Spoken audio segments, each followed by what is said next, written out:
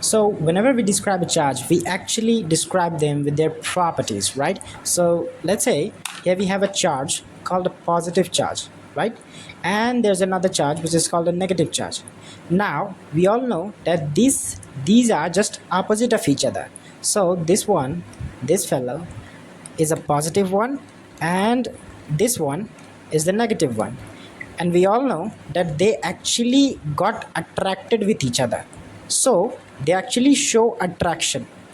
So this is the sign of attraction that we use.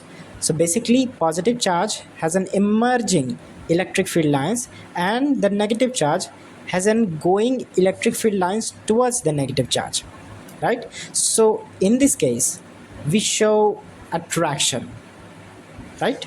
So actually we have seen this, that whenever different kind of charges, so like we describe them as unlike charges. So basically they are unlike charges that got attracted, right? On the other hand, we actually, when we place a kind of same charges, so let's say negative to negative, they actually repel each other, right? So in this case we actually see a kind of repulsion, because both are the negative one, and both has the same sign and same magnitude, maybe a different magnitude, but sign are just same. So they are actually, we call them as like charges. So like charges, right?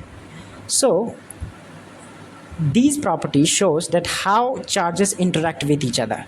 Now moving to some other properties, we can see that the charge is always quantized. So let's say there's another property we call them as quantization of charge. The second one, maybe that could be the first one, and the other one is called quantization of charge. Now what quantization of charge means? So that's quantization of charge. Now the quantization of charge means there's a quantum unit of charge. There's another word called quantum. So quantum means actually number, right? So quantum means actually number, which represent that the charge is always be in the integral multiple of unit charge. So let's take an example. So here we have a positive charge. Let's say here we have a proton. Now we all know that the proton has a charge of plus 1.6 into 10 to the power minus 19 coulomb, and we take another charge which is called electron. So let's take it with a different color.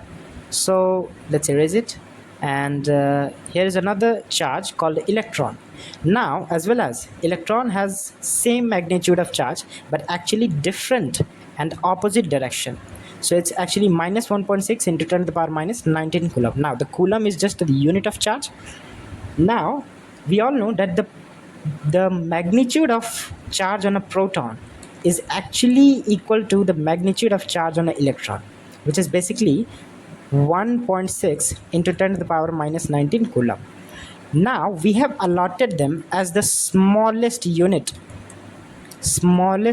of charge, and we actually write it as E. Now this E is not just electron. This E is the smallest unit of charge. Now E has the value of plus 1.6 into 10 to the power minus 19 coulomb. Now this is the value of what the charge on proton, right? So what the quantization of charge says, that the charge can always be in the integral multiple of these unit charge, the smallest unit of charge. What it means? So it actually means that there is a charge and it can be E, which means 1E, or that's the possible value of charge, right? It's the possible value of charge. So 1E can be possible, right? I can erase that. So that's the possible value. So this is basically 1E can be possible, 2E can be possible, 3E can be possible, 4E can be possible, and another integral multiple of the unit charge can be possible, right? So charge is always quantized. It's just that the electron, or maybe the smallest unit of charge, can be the integral multiple of the E. right? So the total charge can always be the smallest unit of the multiple of smallest unit of charge. Now what is the non-possible value of charge? So it's non-possible value of charge. So the non-possible value of charge is just the fraction. So charge can never be in the fraction. So what does the fraction means? Now we know that the smallest unit of charge has 1.6 into 10 to the power minus 19 coulomb, right? It can't be factorized again. It can't be divided by 2, it can't be divided by 3, or it can't be get smaller, or maybe multiplied by 1.5. So it can actually never be in a fraction. So basically non-possible value of charge is just 1.5e. So it can never be, right? So the total charge we actually represented with a q. So I can maybe, one second, I'm sorry. So total charge q is basically 1.5e. It can never be 1.5e. It can never be 1.66e, or maybe the recurring value of the smallest unit of charge, or it can never be 1.2e. It can never be 1 by 3e, and so on, right? So these property actually shows that how charges are made. So basically proton is just a one single unit of the smallest unit of charge, and electron is just like the proton, the smallest unit of a single charge, right? Now charge can always be a 1 electron, 2 electron, 3 electron, or maybe the smallest unit of charge in the form of smallest unit of charge. So basically it can never be in the point, or it can never be in the fraction. So that the quantization of charge shows. Now another properties we can see that there could be third property, which is, we can say that the conservation of charge, right? So conservation of charge. Now what conservation of charge shows? So the conservation of charge shows that charges are always conserved. So let's take an example of this. So here we have some kind of maybe medium, and it has many charges. So like here we have a q1, and there's a q2, and there's a q3. Okay, let's forget about 3, 2, or 1. Let's take an example of just q, right? So q. Now it has 3 q's. Now there is another medium, it has 2 q's. Whenever we mix these two mediums, so this is called medium 1 and this is called medium 2. Whenever we mix these two mediums and make a big medium, or we can take as an example of a big box, so the charge always got added or subtracted. So the total charge will be q. So this is actually 5 charge. So if we take a positive charge, just for an example, so this is positive q, this is positive q, this is positive q, and in the medium 2 always positive q. So there is a total 5 q charge in the final medium that we have made with these two mediums.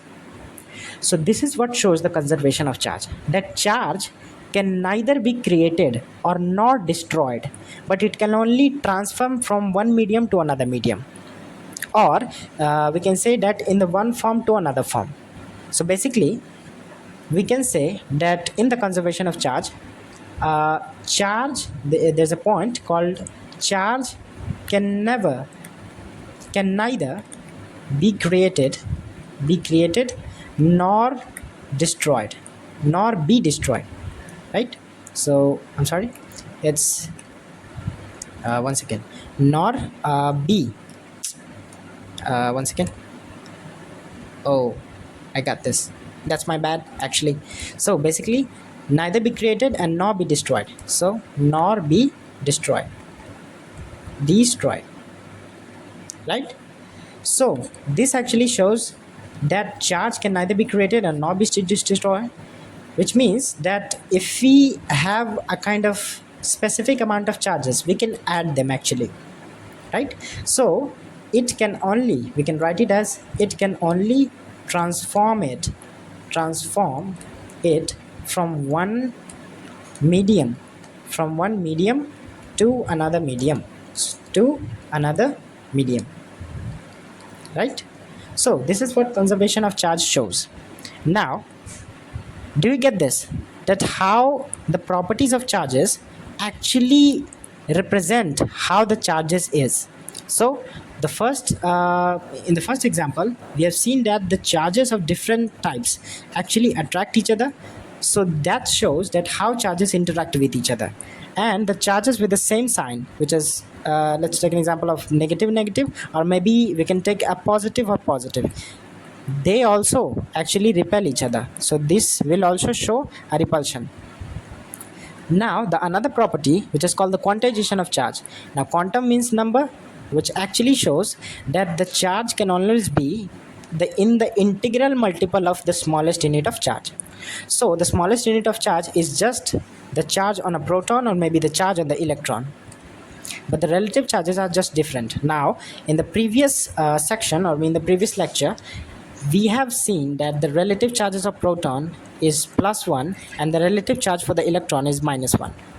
Magnitude of both charges are just same, and what we call them as the smallest unit of charge, which is called E. Now the possible values of charge can be the integral multiples of 1, 2, 3, the integral multiples of smallest unit of charge. So basically it can be 1e, 2e, 3e, 4e, and so on. And the non-possible value of charge, so that's actually the point value. It can never be, the charge can never be in the point, the charge can never be in the recurring value, or the charge can never be in the fraction, right?